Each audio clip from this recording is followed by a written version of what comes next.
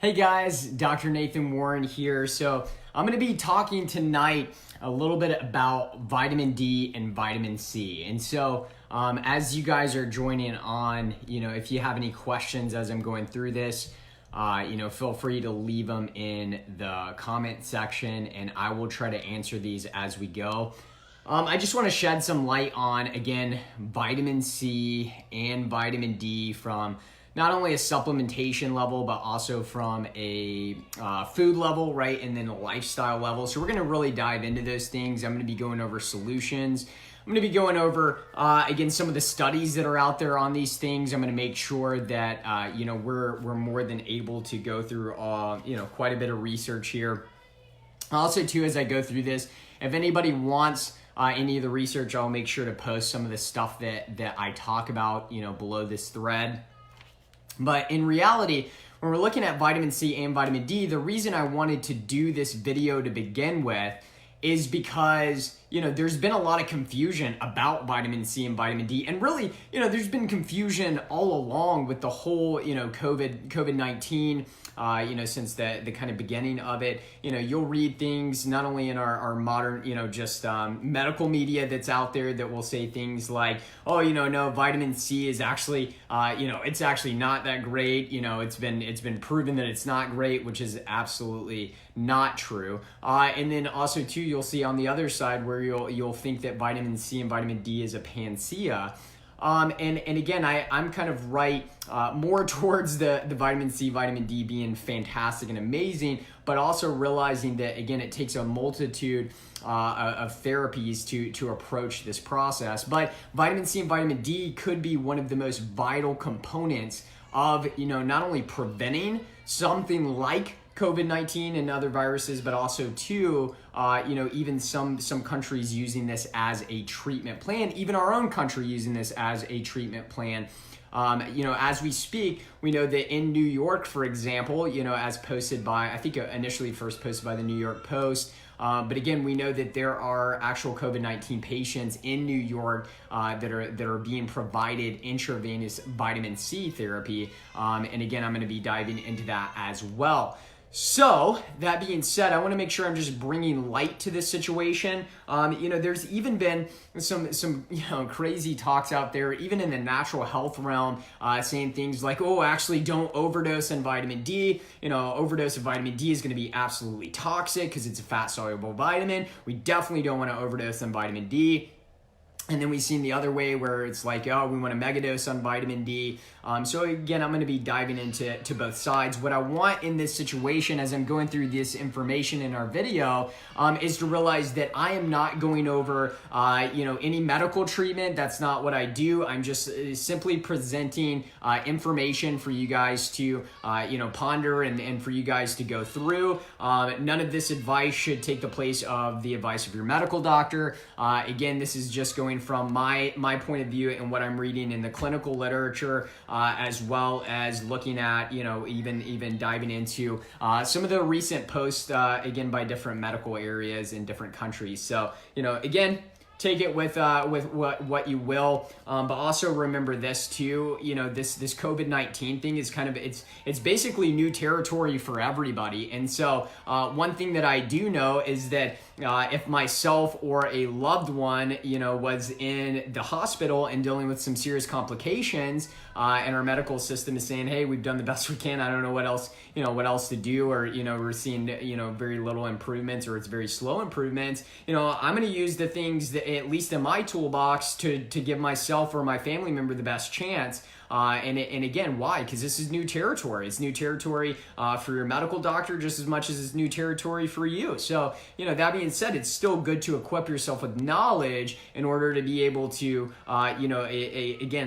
just be prepared for any situation. And I still, just like any vitamin, mineral, nutrient, food, in anything, it's still more powerful, I believe, in preventative situations and more powerful in lifestyle. But again, it can also be shown to be powerful in treatment as well. So good to see you guys on. Michelle, I will answer your question here in just a minute about how much you should be taking. I'm going to get to that. Kelly, good to see you here. I'm super excited, and I'll be answering your question as well too. So when we're looking at, total of, let's kind of start in the realm of vitamin C. And the reason I want to start in the realm of vitamin C is because vitamin C is massively, it's massively important as a water-soluble vitamin for getting rid of things like oxidative stress. It's known as an antioxidant. Oxidative stress leads to cellular damage. So we know that that's part of the benefits of something like vitamin C.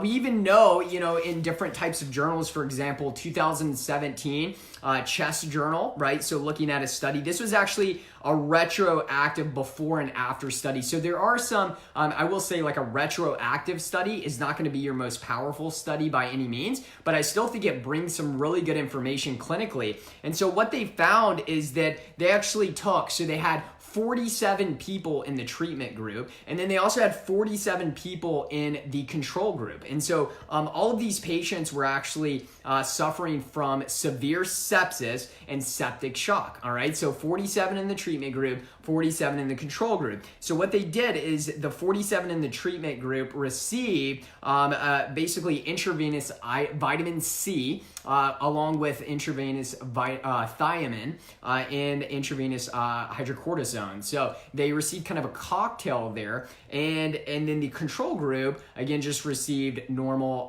medical treatment. And so here's what they found in this retrospective study. They found that in the treatment group with IV vitamin C, hydrocortisone, as well as thiamine, they actually found that there was 4 out of 47 died. So that means that their mortality rate overall with sepsis, which again, just so you guys know, when you look in the medical literature, you're looking upwards to 60% or greater when somebody gets something like sepsis or septic shock. They end up dying from it because of complete system failure and organ failure. But what they showed is that 8.5% mortality rate in the treatment group that included IV vitamin C in it, in that cocktail with IV vitamin C. In the control group, 47, right, total, they had a 40.4% mortality rate. Almost half of those patients, so 19 out of 47, ended up dying from sepsis and septic shock. So that's the difference between the treatment group, again, 8.5% mortality rate with IV vitamin C in that cocktail, and in the control group, again, 40.4% mortality rate. That is a major, major difference when we're talking about lives, lives saved. Here's what's also interesting about this study. What they showed is, again, post sepsis, they showed that the majority, or actually all of the participants in the treatment group, none of them had permanent organ damage. None in the study. So none had permanent organ damage according to this study right here, which is pretty incredible. So again, it's a retrospective study, so you got to take it for what it's worth. There's no doubt there's other, greater, quality studies that need to be performed here. But I do think this sheds a lot of light. When you're going from an 8.5% mortality rate in the treatment group to 40.4, that is significant, right? And again, in new territory with something like COVID-19, to me, that is something that, again, is at least something exploring. And thank God there are people that are exploring that. Like, for example, I mentioned earlier that in New York, there are hospitals that are specifically giving patients. Now, they're giving most of them that are in intensive care, they're dosing them with IV vitamin C. I wish they would do it as soon as somebody's administered and test positive for COVID-19 with symptoms. Again, it could be even more powerful. Not that I always recommend following what the Chinese government does, but I do think at least one, positive thing that they did over there is they did, start treating patients with IV vitamin C, and saw significant changes in their patients, actually so much that they began 3 different randomized double-blinded clinical trials that are going on right now. That's how good, the results that they were seeing with their patients are. So again, we know this is a very, very powerful thing.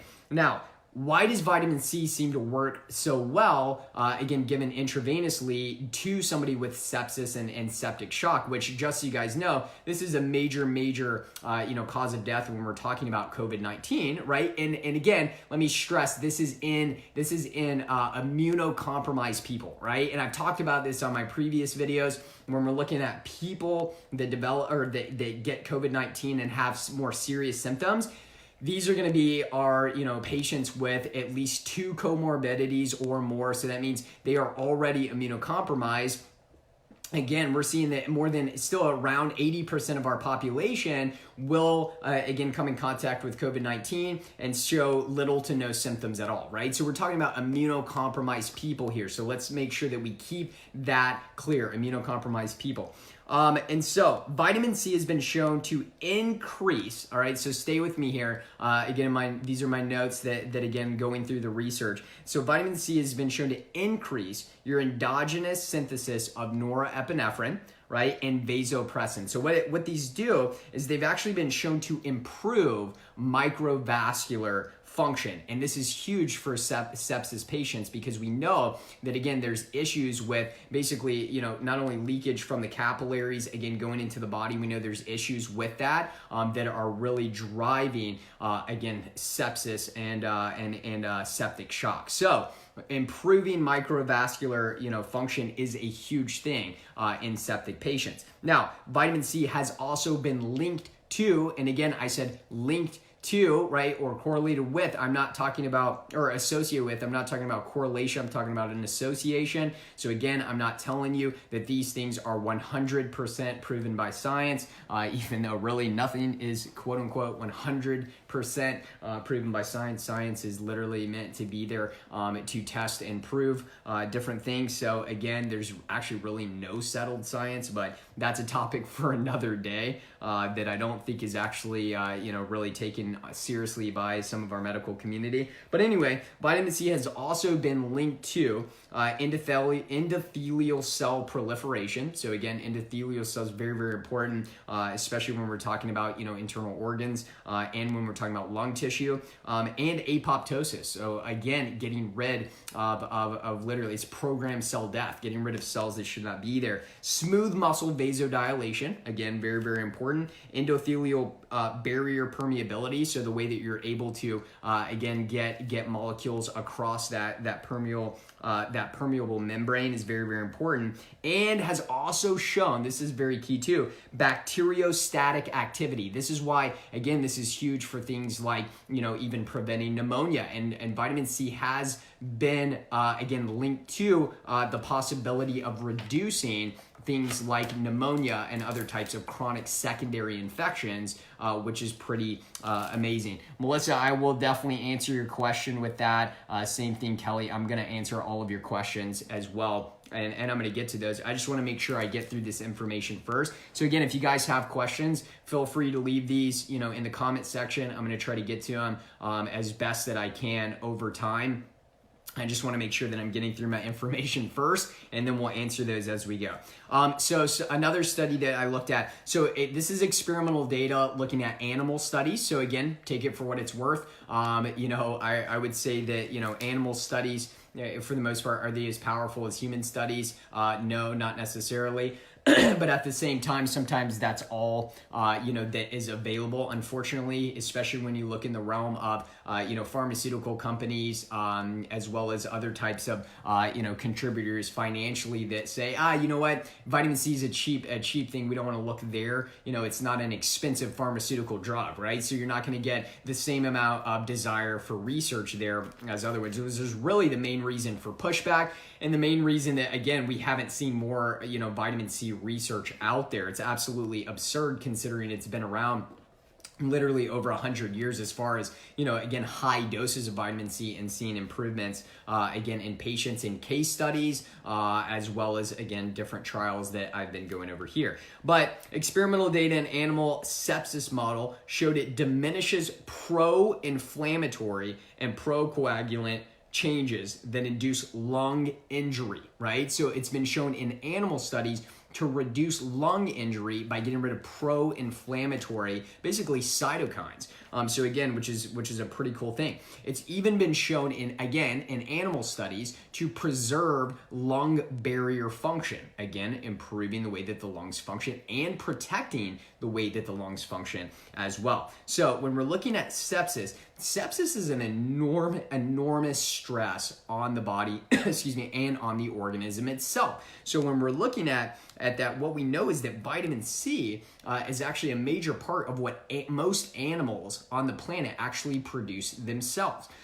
So that means that I believe it's us, primates, and then I want to say like bats are a part of the group, and I may be missing one or two others that don't produce our own vitamin C, but the majority of animals on the planet do produce their own vitamin C. And what we see is the more stress that they're under, the more vitamin C that they produce. For example, there's been an animal study that's actually looked at goats, for example, and what they've shown is that these goats that were sick or under stress naturally would produce around 40,000 milligrams a day of vitamin C. So endogenous vitamin C, 40,000 milligrams a day, again, of vitamin C coming from, these goats. Now, when we're looking at, for example, different types of animals and what they consume in nature, we know that, preventatively, we look at, for example, like primates, monkeys about the size of 25 pounds, we actually know consume around 600 milligrams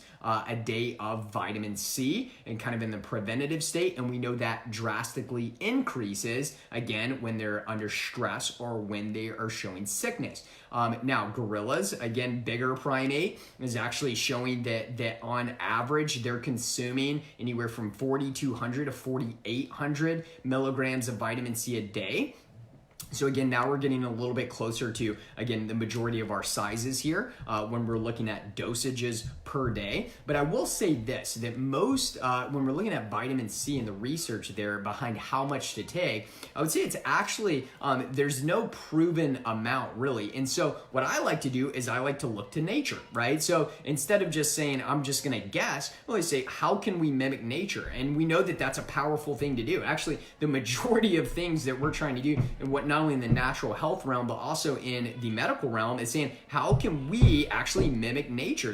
Literally one of the most powerful, aspects of health that's out there. We went from this extreme of saying that, man, all microorganisms are bad and just relying on the germ theory, all the way over here to the past 5, 10, 15 years where we're like, oh, the microbiome, and it's exploded. And we now know that, wait a second, microorganisms are actually a vital part to the health of the overall body and the way that our body actually adapts and again survives and thrives. We know that we rely on these microorganisms. So again, we kind of went away from that area.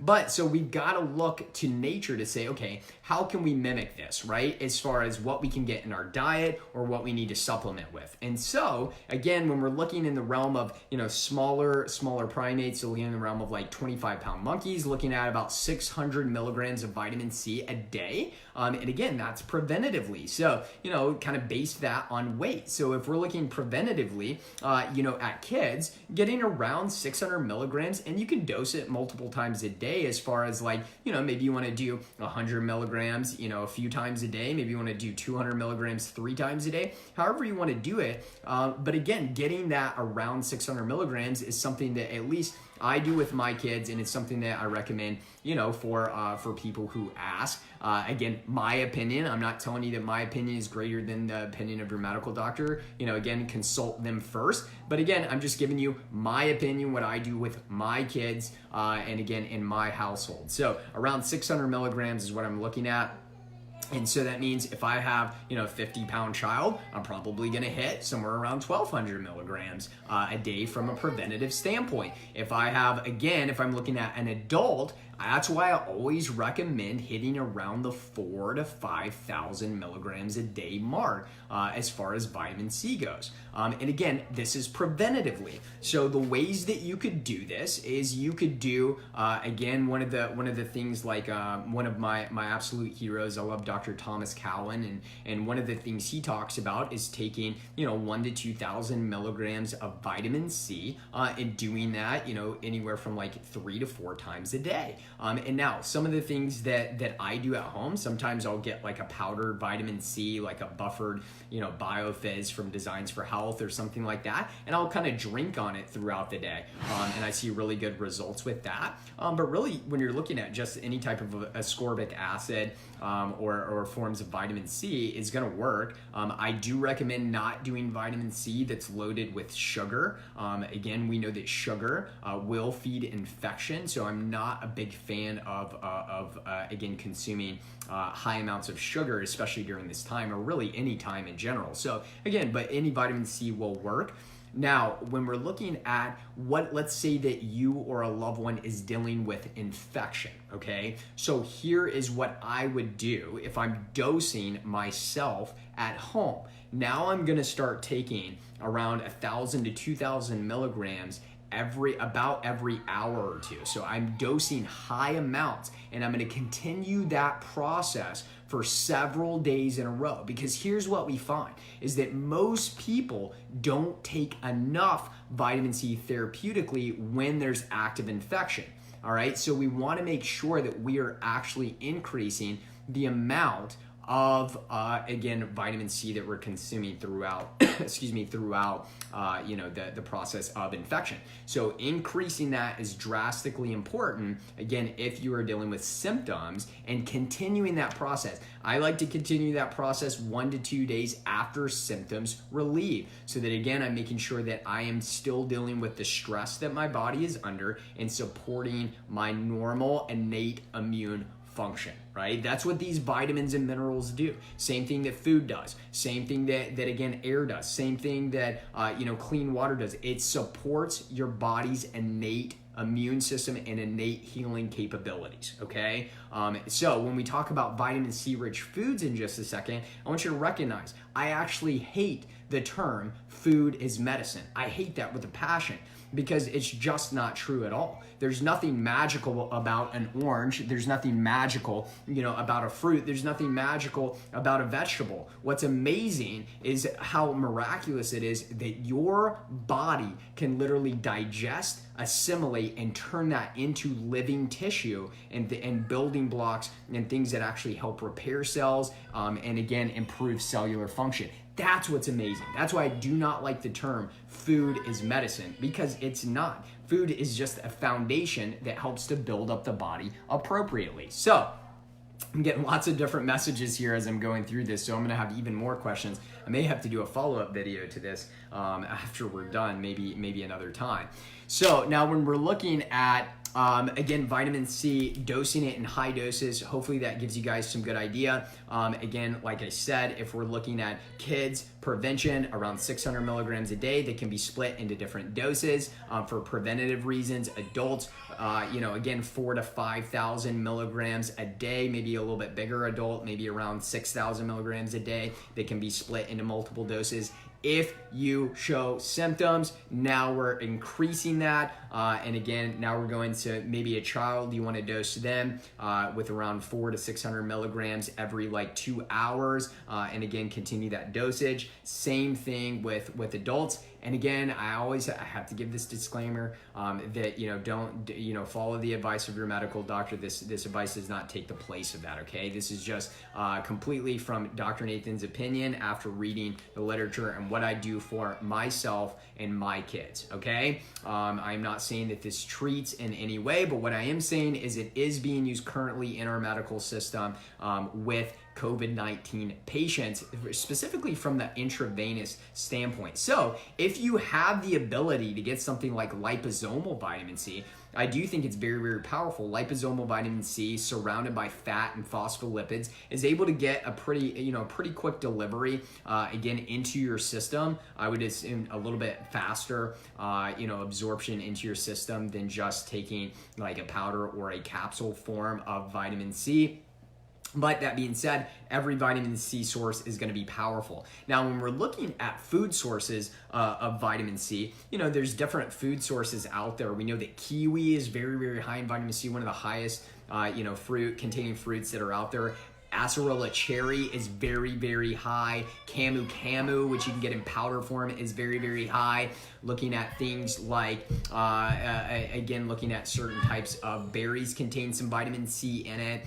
We know that mangoes contain some vitamin C in it, even though during this time, I would not recommend that you're consuming high amounts of mangoes or high amounts of oranges. I would rather you guys consume things like red bell peppers contain high amounts of vitamin C. And also too, guys, if you can hear my kid in the background, yeah, he's just not going to bed. So Dr. Rebecca's dealing with him right now, man. Hashtag, parenting is not for the weak, as you guys know.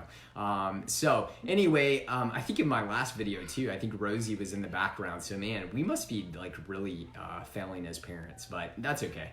We do the best that we can, right? You parents that are out there, you know that. So anyway, those are some examples of rich vitamin C foods. That doesn't mean those are the only ones. We know spinach contains some vitamin C. We know some other leafy greens contain some vitamin C. So again, there is plenty out there. We even know avocado contains some vitamin C as well. But I really like in the realm of like things like acerola cherry, camu, as well as looking at things like strawberries contain some good amounts of vitamin C. So maybe incorporate some of these foods into your daily diet and into your daily regimen. Also too, remember, put them in frozen form, right? Especially now as people are kind of stocking up on food, even though there's really no need to do that yet, with this mass hysteria going on. But in that, if you want to, you can also do that in frozen form as well.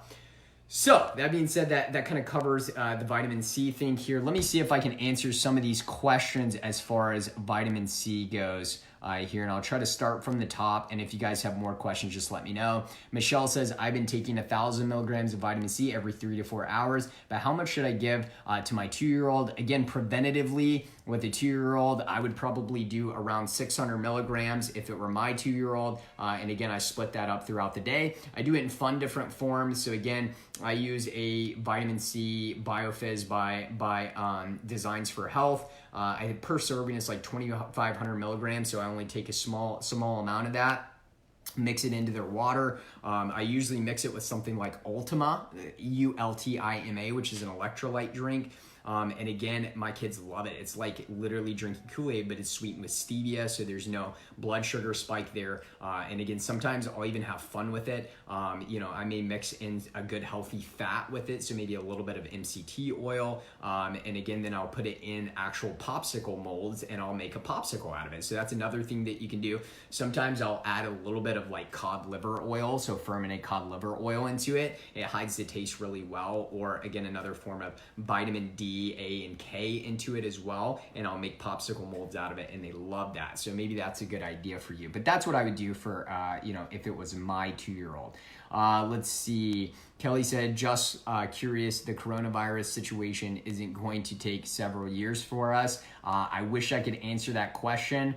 In my personal opinion, I don't think so. But again, I am not an epidemiologist by any means. What I am is a person that knows that the most important things, at least I can do for me, is focus on my faith, focus on my family, and focus on my health, and control what I can control here, which is what I recommend for everybody else. And I choose to live in faith and not fear, right? Fear is only going to drive stress higher. And what did we say? In animal studies, we know that the higher the stress, the more vitamin C that animal has to produce, because stress is actually damaging the body at a cellular level. So again, the more you stress, the more you feel fear, the worse your health outcomes will be. Stop living in fear. Guys, stop living in fear. There's no reason to live in fear.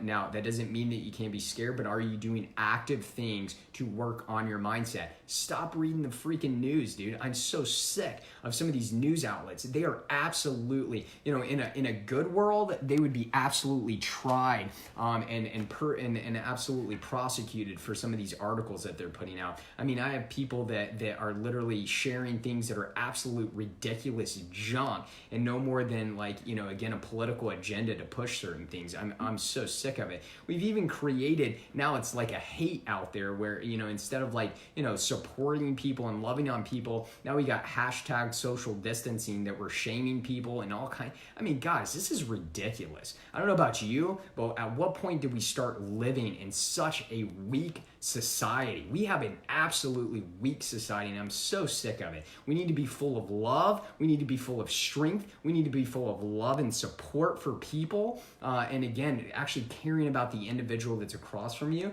And so, yeah, that means if you are healthy and you are well, serve, man. Figure out ways that you can serve. Maybe it's an elderly person that lives down the street to you. I mean, maybe there's some way you can go get their groceries, but don't just jump on Instagram and Facebook and shame people for social distancing like you know anything that you're talking about, like you're an epidemiologist or something. I'm so sick of seeing those things. Now, that doesn't mean it's you. That's just my little soapbox there. You know, let's show love, let's show grace, let's show peace, let's fill people with, again, hope, and let's choose to walk in faith and not in fear. Stop reading the news, man. Just absolutely stop reading that. Actually, again, if you want to rely on some good information, follow somebody like Dr. Shiba, S-H-I-B-A, and follow his stuff. Brilliant biological engineer, graduate from MIT, brilliant individual who's really, you know, again, spearheading a really great, you know, movement in the United States. I hope people listen to him, and technically, you know, again, maybe not listen to some of the other, you know, powers out there like the, you know, CDC, World Health Organization, blah, blah, blah. All right, I'm gonna jump off my soapbox here. Let's answer some more questions. Kelly said, I currently live in New York City right now, but I'm from Charlotte, North Carolina. I'm dealing with a lot of dry sinus issues with major postnasal drip. Could that be a sign and form of food allergies? I mean, it possibly could be. You know, it's worth it if you have a good practitioner there to do something like a food sensitivity test, but it has to be done with a good practitioner. Otherwise, those can be highly inaccurate, but they can also be really good gold too if you're able to kind of pick that out. Again, I would just, you know, say you're adapting to a new environment. You know, really, you're adapting to a new environment. So guess what? Do the things that help your body adapt better, right? So again, reducing stress, focus on the foundation of health, the way that you eat, the way that you exercise, the air that you breathe, the water that you're drinking, again, proper sleep, a quality, positive mindset, again, things like, you know, balancing the nervous system, you know, things like deep breathing, those type of things. Again, those are things that can really help you quite a bit. But yeah, you could do a food allergy test and see the sensitivities there, but recognize if you have food sensitivities, you absolutely have to address the gut permeability, because that's the underlying root cause, right? There's things that are creating gut permeability that are leading to food sensitivities. It's not that you just have to avoid these foods for the rest of your life. That is absolute ludicrous and not the way that a food sensitivity test should be read. It should be read with saying, how can I remove some inflammation and then increase, again, my gut health, right? And decrease gut permeability to reduce my food sensitivities over time. How much vitamin C and D should we give a 6-year-old? Again, depending on weight, you know, I would say, like I mentioned, you know, 25 pounds if I'm going to nature, 25-pound monkey is producing about 600 milligrams preventively a day. So if I'm guessing a 6-year-old, it's probably double that weight there. You know, maybe average 6-year-old. I don't know. I don't have a 6-year-old yet, but if they are double that weight, then maybe you're looking at around 1,200 milligrams preventatively as well there. And I'm going to get into vitamin D in just a minute here. Kelly says, because of the whole coronavirus situation, I'm having a hard time seeing the rest of that one. I'm thinking of holding off, looking for a job. I'm thinking of looking for, it's hard to see. I'm gonna try to pull up the rest of that one here in just a minute. And I'll come back to that one as well. Let's see, Jessica says, do you see any benefit to taking ascorbic acid instead of sodium ascorbate? I know that Suzanne Humphrey recommends sodium ascorbate. Yeah, I mean, here's the bottom line. Really, people recommend all kinds of different things, but really, you know, when I look in the literature, they're both going to work about the same. So I don't see any, again, when I'm looking at all the different clinical evidence, I don't see anything that says, oh man, if you're not using, you know, a sodium ascorbate, then you're really missing out. Now, maybe does it have potential to be, more effective? Yeah, I think that's probably a possibility. I really that's why I like to use something like Quicksilver liposomal vitamin C. It's a sodium ascorbate. I'll use that one for my own health sometimes, but it is, at least in the review of the literature that I've looked at, again, just taking any form of vitamin C is going to be beneficial to you. So, and especially in today's world where vitamin C is so hard to to get right now. Again, get it the best way that you can. Like I said, look for different sources, like camu powder is going to be a high source of vitamin C. You know, things like acerola cherry powder, you can find some of that as well. Some of those are still available on different websites. I know that, again, on our website, both Revelation Health and on our Wellevate store on our website, you can go and check. Most of those are going to be, again, sold out. They're going to be, back available again in a couple weeks. So you can keep checking back and seeing if they're available. But yeah, just get your hands on really any type of vitamin C, and it's going to be beneficial to you. Okay. Now, let's kind of dive into the realm of vitamin D. And part of the reason I want to talk about vitamin D is because of when we're looking at something like, something like COVID-19, one of the primary mechanisms that they are actually looking at right now is that COVID-19 it seems to be binding to some of these ACE2 receptors, or like a latch pad on the lung tissue, right? So they're binding to these receptors on the tissue, and again, this is creating a lot of massive issues with the lungs, right? It's a respiratory issue, and so when we're looking at it, so COVID-19 binds to receptors in the lungs that are associated with relaxing blood vessels, and again, that's called ACE2. All right, so ACE2 stands for angiotensin converting enzyme. When we're looking at these receptors, again, when they're filled with these enzymes, basically think of them, there's no room for the virus, right? But if somebody's deficient in ACE2, guess what that means? That means now there's room for that virus, for COVID-19, to actually bind to those receptor sites and really start their process of cell damage. Now, that being said, this is one of the primary reasons they're actually seeing that elderly patients that, again, are, they have a decrease or low estrogen as elderly patients, that's a primary, reason why they could be dealing with more, symptoms and issues with COVID-19, is because estrogen, again, is not, because it's low, it's not binding to some of those receptors, which are leaving them vulnerable for ACE2, or for COVID-19 to bind to those receptors as well. And then the other one that, again, has been shown in different realms of research is vitamin D. All right, so vitamin D. And so I actually have a couple different studies here that I wanted to kind of share when we're looking at, here's one from the Journal of General Virology that's looking again and kind of showing what I'm talking about here, that, this whole ACE2 receptor, kind of activity is really a primary focus in coronavirus, and was a primary focus as well as in SARS too. So again, some studies actually showing that ACE2, inhibition is a major deal with that. So vitamin D has been linked to this, okay? And so this is the same reason why you can actually find studies on women with preeclampsia, and part of the problems with preeclampsia is, again, they're not having proper amounts of ACE2, and again, that's a part of the reason with that could be vitamin D deficiency. That's why vitamin D has been shown to actually improve, outcomes with preeclampsia. So that's a major thing. And the reason that, just so you guys know, the reason why that's so important is because, again, a pregnant woman is basically, they're carrying two different blood volumes, right? So if you were thinking about that logically, that would say, well, their blood pressure is automatically going to go up, but it's the placental, the placenta's job that actually helps to stimulate more ACE2. The more ACE2, the more, again, keeps blood pressure regulated. But, if they have a decrease in ACE2, then again, it could lead to things like preeclampsia, and vitamin D has been, again, associated with improvement outcomes in preeclampsia, all right? So I wanted to make sure that I addressed that first. Now, in terms of looking at ACE2 and looking at vitamin D. So let's kind of first go over what vitamin D is. Vitamin D, we call it a vitamin, but it's really a hormone, and it's considered a fat soluble vitamin, but at the same time, when I look at it, it's more of a pro-hormone.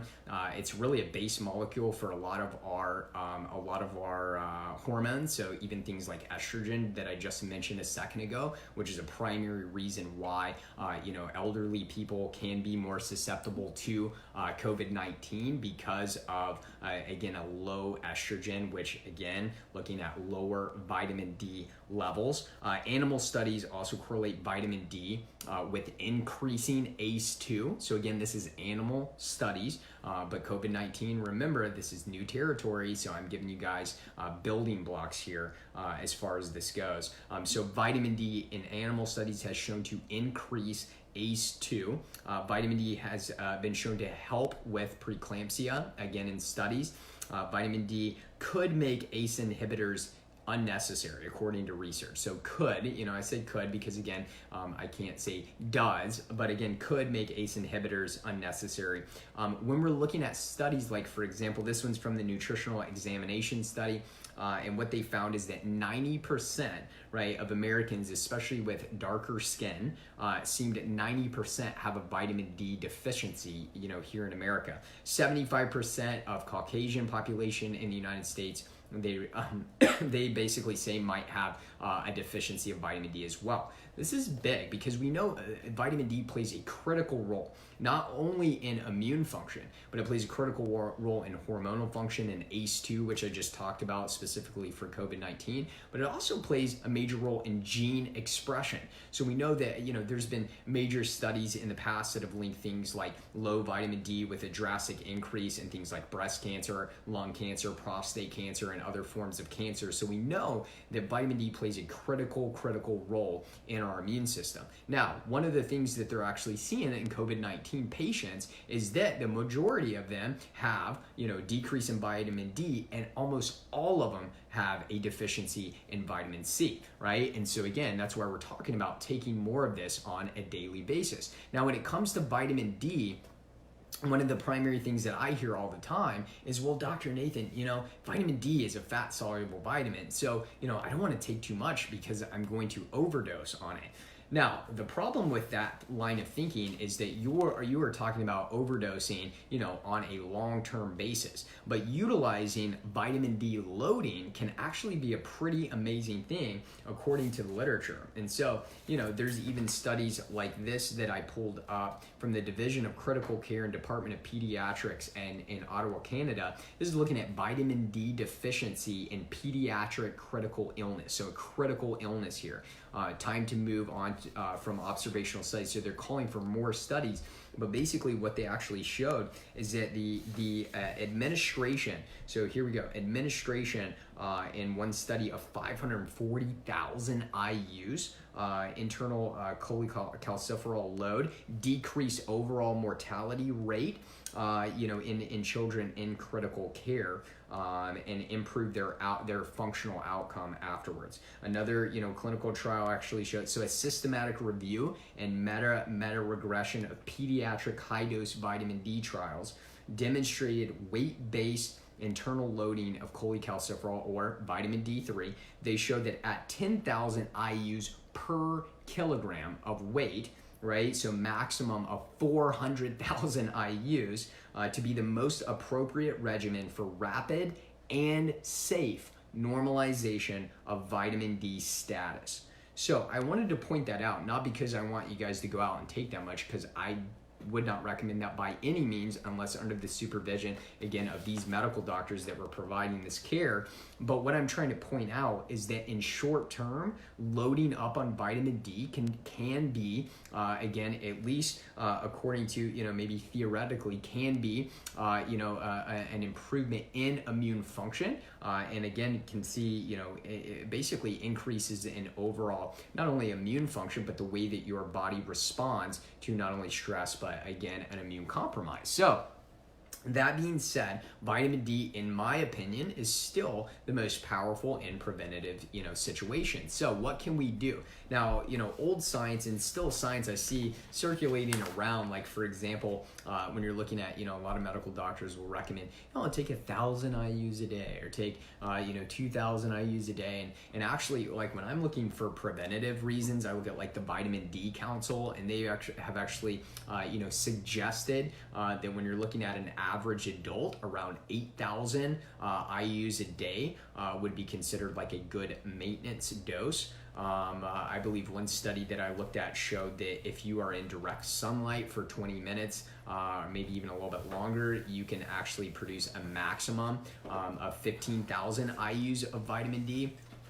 Again, from direct sunlight. Now that is if you have proper function. So some people have liver issues, which is gonna actually inhibit the conversion of vitamin D in the body. Gut issues, which is gonna inhibit the conversion of vitamin D in the body. Those are some other things that you have to be aware of. So, don't expect that all of you are gonna be able to get out in the sun and convert 15,000 IUs of vitamin D. It just is not gonna work that way, especially the more sick you are, the worse you're gonna be at actually converting that. So again, from a supplementation standpoint, I don't know if you guys live in a place like me, Chattanooga, holy smokes, we finally had some sun today. I'm telling you right now, I've never been in an environment in my life where I've had as little of sun as I've had the last 2 years here in Chattanooga, more rain. If somebody would have told me this was the amount of rain that we were gonna get, 5-6 years ago, I probably would not have moved here. But we had some sunshine today, and man, did it feel amazing. So when the sunshine is available, absolutely get out there and again, get proper sunshine. But again, for me and my family, we supplement with vitamin D on a regular basis. Now, what I like to tell people is I like to look at vitamin D the way I would find it in nature. Now, in most foods, right, or in nature, when we come across vitamin D, again, it's usually surrounded by other fat-soluble vitamins. So vitamin A, vitamin D, vitamin E, vitamin K. And so to me, it's always a great thing to try to take those together. You're usually also going to find it alongside of different minerals. So things like zinc and selenium, things like calcium and magnesium, you're usually going to see those alongside of that. So again, the supplementation that we use that. Now, sometimes if that's not available for us, I at least make sure that my vitamin D has K2 in it, or some people like to do a combination of K1 and K2, but really K2 is going to be vitally important to have alongside of vitamin D, mainly for calcium distribution. So you're making sure that calcium is going to the right places. Because if you're just megadosing with vitamin D3 without the K, again, over time it can be dangerous, especially if you're more susceptible to heart disease or calcification in the arteries. So we want to make sure that we're utilizing that. Now, in the study that I talked about here, looking at that critical illness in pediatric population, it doesn't really say anything about the administration of vitamin K at all. But again, remember, we're talking about an acute situation and we're not talking about long term. So that being said, let's kind of talk about it in the realm of kids. And for my kids, I'm giving, so my Rosie is 2.5 years old. And again, I think she weighs around like 25, 28 pounds, somewhere around in that area. So I'm giving her around 800 to 1,000 IUs a day. Sometimes she gets a little bit more. And again, sometimes if she gets sun, then, the sun does the job that it's meant to do, right? And she's able to convert vitamin D inside of her body. As far as my son goes, a little bit bigger, I'm usually hitting around 2,000 IUs a day for him. And again, sometimes he gets a little bit more. Now, in the case of, again, showing symptoms or not feeling well, now I actually up that dosage. So I increase the dosage of vitamin D, and I make sure I usually dose it. You can dose it, all at once if you want to. I usually dose it multiple times throughout the day.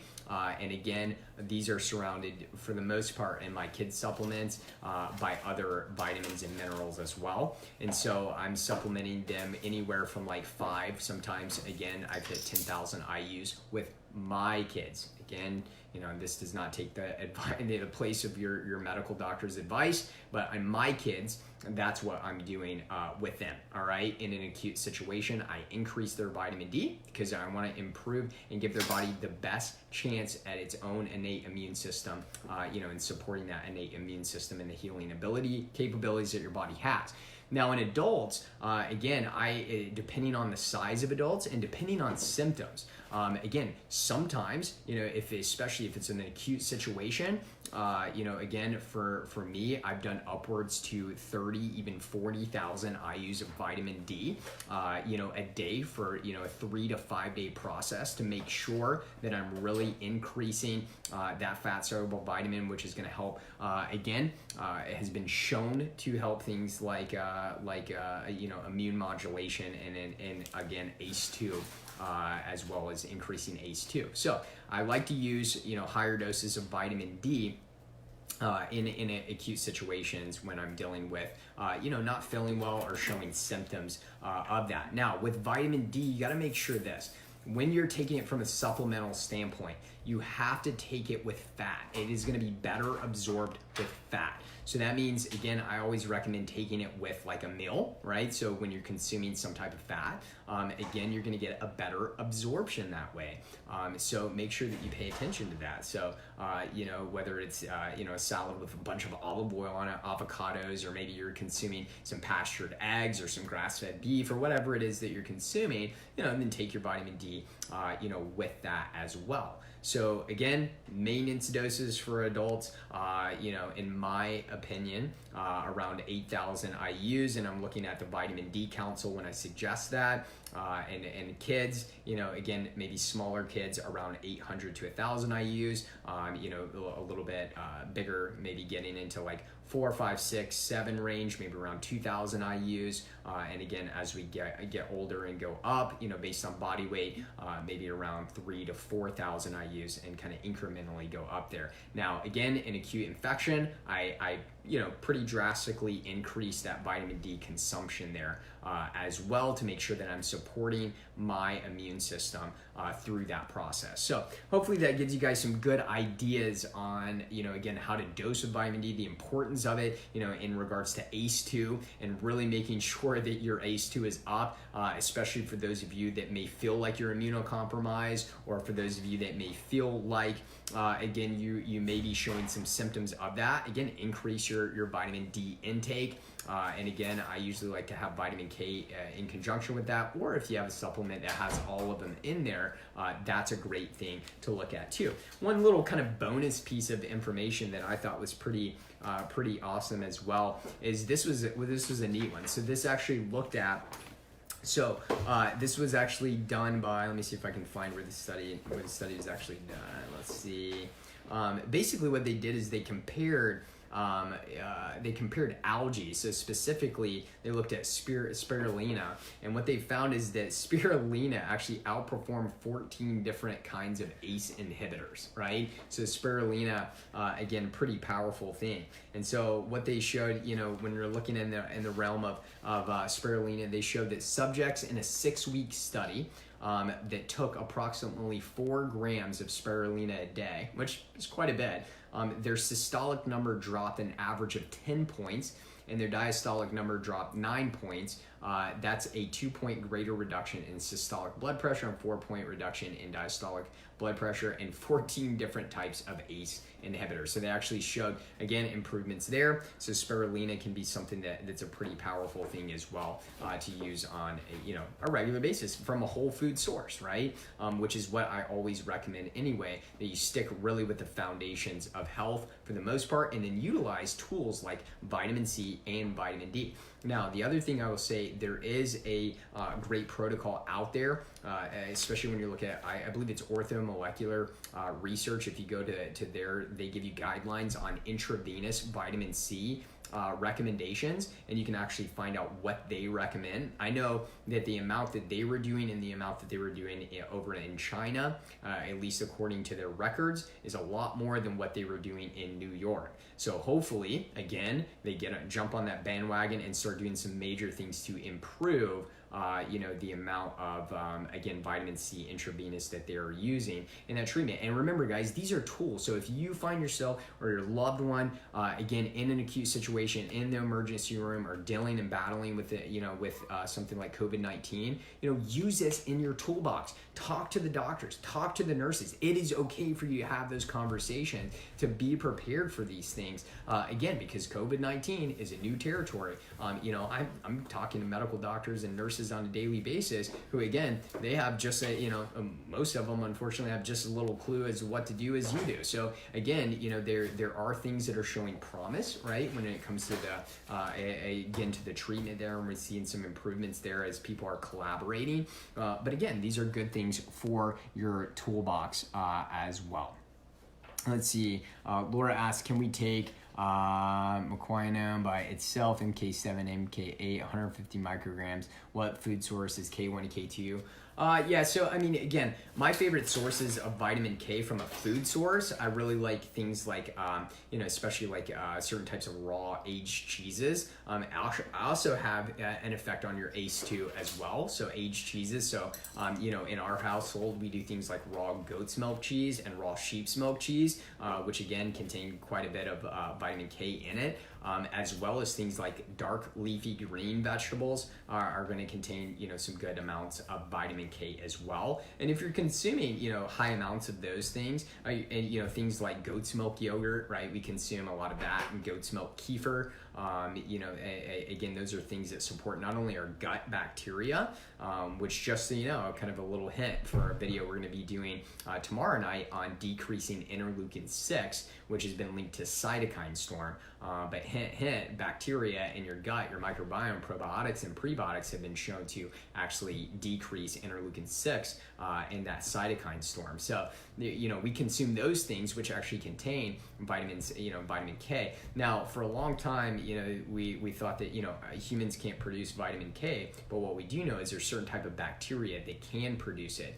Again, so if you can't consume dairy now, I just consume higher amounts of dark leafy greens. I like them cooked as well. Is going to be the better way to get it into your digestive system. But yeah, you can supplement with it as well. Especially if you can't find a vitamin D alongside with the vitamin K in it, you can supplement with it separate. That's totally fine.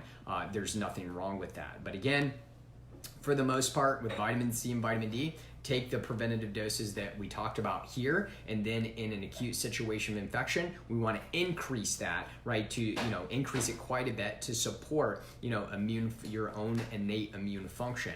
Remember, the vitamin D is not going to heal you, the vitamin C is not going to heal you, just like the drugs aren't going to heal you, right? They can again work with the chemistry of the body, but at the end of the day, it's your innate immune system that does the healing. It's the literally the amazing intelligence that's inside of your body that does the healing for you.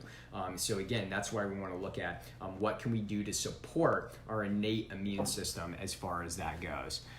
Let's see, I have a 2-year-old as well, but my mother-in-law keeps giving him milk to drink. When should he stop drinking milk? That's a great question. That's a lot of information to kind of go over. So, maybe that's something that I can shoot you a message on a couple of these things to kind of answer that. That's a little bit more in depth than we're going to go into in this video. This is more about vitamin C, vitamin D. Otherwise, I'll get off on all kinds of different tangents with that, but I'll try to answer that in a different situation. So again, hopefully that answers your questions about vitamin D, vitamin C. Let's put it this way, very safe and very effective, right? Again, if you're kind of following what I talked about here, everything that I talked about here is based on the literature that I'm looking at, and again, these are based on my opinions of reviewing the literature. This is not based on I'm not giving you any medical advice or anything. I'm just telling you what myself and my family do for our health when it comes to vitamin C implementation and vitamin D implementation. But I do think these things play a critical role in COVID-19. And I think the more that they look into it, the more that they're going to realize how powerful these things actually are. And I think that they're going to make a major impact on people's life overall. Now, I do want to mention, because as I was going through this, I was getting lots of different messages.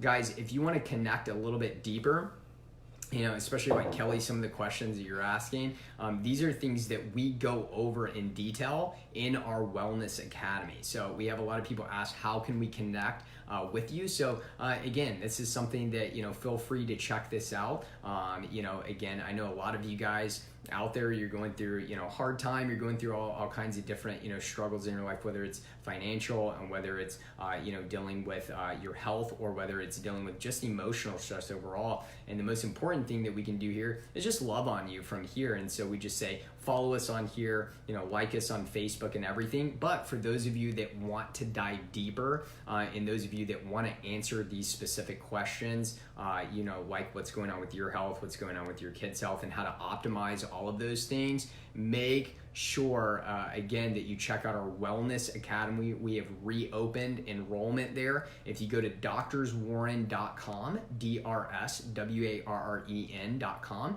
you can click on the top banner there, and it'll talk to you all about our Wellness Academy. It's built specifically for women, and it's built specifically for moms and kids. And again, we've been through all different types of topics, from going through different things with COVID-19 in today's situation, to dealing with things like thyroid, really solutions and really taking control of your thyroid. Dr. Rebecca did a whole class and lecture on thyroid issues.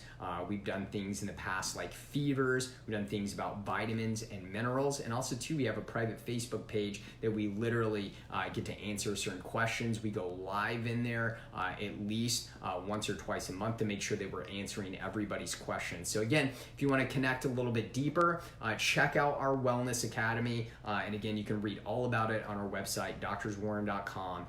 We'd love to see you in there. It's so much fun. And again, my goal, no matter if you check out the Wellness Academy or if you're just following us on Facebook, my goal is to create a community of not only like-minded people, but a community of people that support each other and that support the promotion of different ideas in the natural healthcare realm, as well as again no shaming, throwing shade at people, again, no negative attitudes. We want to create a positive light and a love-filled environment. That's why we do this information here, because I know so many of you guys need this support during this time. And again, I'm going to leave you with this, guys. Remember, in times of chaos, we have a choice. We can either react the way that the majority of people are reacting right now, or we can choose to live in peace in the midst of the chaos and show people, right, a different side of things. Because I believe there's so much opportunity in this time. I believe there's so much opportunity